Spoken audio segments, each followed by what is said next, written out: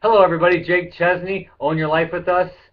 Today I have a 3-minute movie trailer to share with you. It's a documentary and it talks about how this year is our 100th anniversary of our country's central bank, the Federal Reserve. It points out the problems we've had and what we can do about it on an individual level. So I encourage you to get the movie. I've watched it twice. And for now, though, enjoy this movie trailer. And until then, we'll see you next time. Enjoy.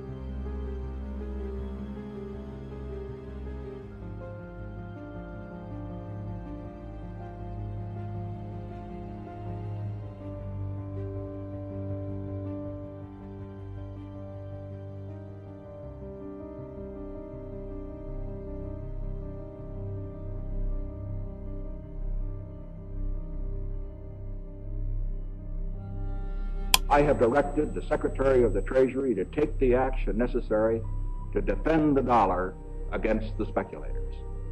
I have directed Secretary Connally to suspend temporarily the convertibility of the dollar into gold or other reserve assets.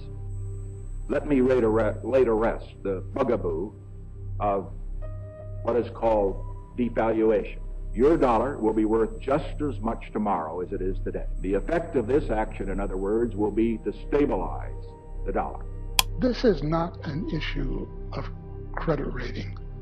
The United States can pay any debt it has because we can always print money to do that.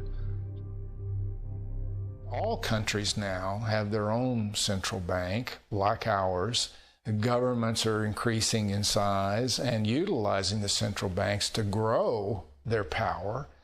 And the people, the average person, is the one that is really getting hurt by all this. The government has a spending problem that they cannot seem to address. All these programs that we're having to support, and all these promises have been made to support those programs. So there's not enough taxes being paid to fund all of the expenses of the government. You know, I mean, if you look at the levels of taxation, they've steadily risen over the last 100 years. Our government's taking, if we combine federal, state, and local taxes for the average individual, is taking roughly 40%. Now, that's not including the cost imposed upon people with complying with all the rules and regulations that government imposes.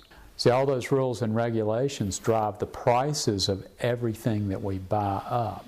We're slaves of the state. Maybe half our lives are spent laboring for governments and not for ourselves.